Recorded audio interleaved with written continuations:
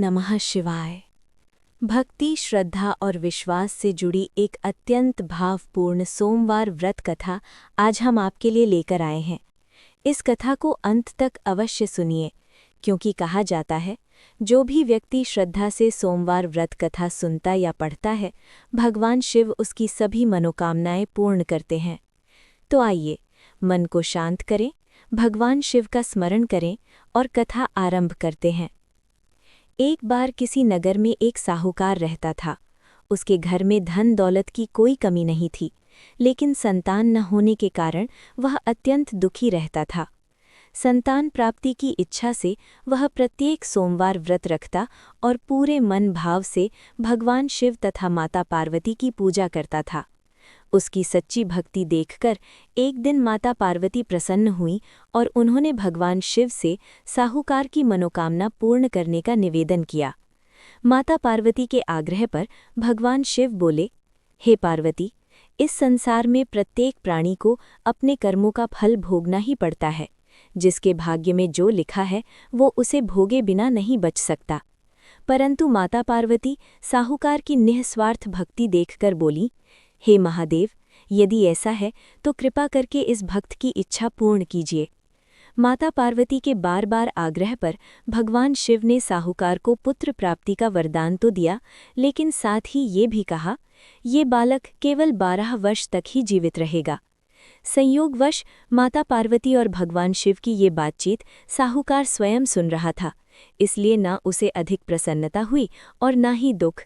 वह पहले की तरह नित्य श्रद्धा से भगवान शिव की पूजा करता रहा। कुछ समय पश्चात साहूकार की पत्नी ने एक सुंदर पुत्र को जन्म दिया। जब बालक 11 वर्ष का हुआ तो साहूकार ने उसे विद्या अध्ययन के लिए काशी भेजने का निश्चय किया। उसने अपने मामा को बुलाया, बहुत सा धन दिया और कहा, तुम इस बालक को काशी ले जाओ, रास्ते में यज्ञ कराते जाना और ब्राह्मणों को भोजन दक्षिणा देते हुए जाना। मामा और भांजा इसी प्रकार यज्ञ करते, दान दक्षिणा देते काशी नगरी की ओर चल पड़े। रास्ते में एक नगर पड़ा। उस नगर में राजकुमारी का विवाह था, परंतु जिस राजकुमार से उसका विवाह तय था वो एक आंख से काना था। राजकुमार के पिता ने इस सत्य को छुपाने के लिए एक षड्यंत्र रचा। उसने सोचा, क्यों न इस साहूकार के पुत्र को दूल्हा बनाकर राजकुमारी से विवाह करा दूं, बाद में धन देकर विदा कर दूंगा और राजकुमारी को अपने नगर ले जाऊंगा।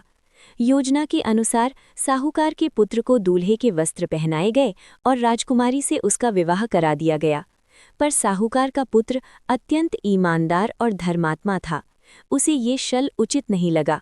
अवसर पाकर उसने राजकुमारी की चुनरी पर लिखा, तुम्हारा विवाह तो मेरे साथ हुआ है, लेकिन जिस राजकुमार के साथ तुम्हें विदा किया जाएगा वो एक आंख से काना है।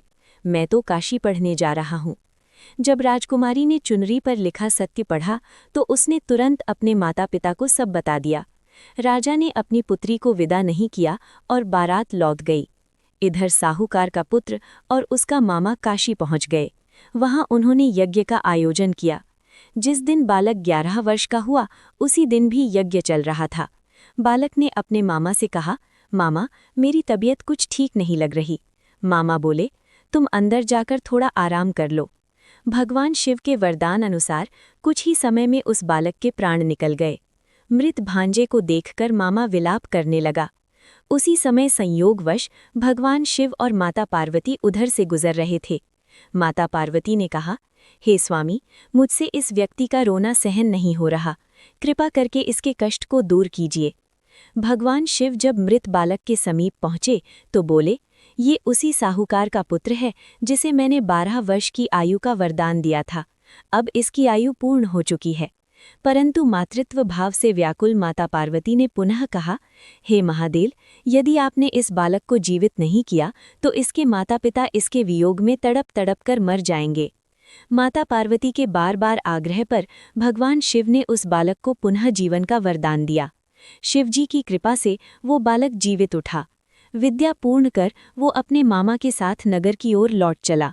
रास्ते में वही नगर आया जहां उसका विवाह हुआ था। वहां भी उन्होंने यज्ञ का आयोजन किया। राजा ने साहूकार के पुत्र को पहचान लिया, उसे महल ले जाकर सम्मान किया और अपनी पुत्री को उसी के साथ विदा किया। इधर साहूकार और उसकी पत्नी भूखे प्यासे रहकर पुत्र की प्रतीक्षा कर रहे थे। उन्होंने प्रण लिया था, यदि पुत्र की मृत्यु का समाचार मिला तो हम भी प्राण त्याग देंगे। परंतु जब पुत्र के जीवित होने का समाचार मिला तो वे अत्यंत प्रसन्न हुए। उसी रात भगवान शिव साहूकार के स्वप्न में आए और बोले, हे श्रेष्ठी, तेरे सोमवार व्रत और व्रत कथा के श्रवण से मैं प्रसन्न हुआ हूँ। इसी कारण मैंने तेरे पुत्र को दीर्घ आयु प्रदान की है। जो कोई भी सोमवार व्रत करता है या श्रद्धा से ये कथा सुनता या पढ़ता है, उसके सभी दुख दूर होते हैं और उसकी सभी मनोकामनाएं पूर्ण होती हैं।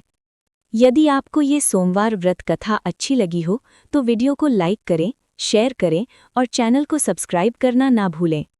बेल आइकन को दबाना भी ना भूलें। भक्ति व्रत ज्ञान, जहाँ भक्ति है, श्रद्धा है और सच्चा ज्ञान है। ओम नमः शिवाय।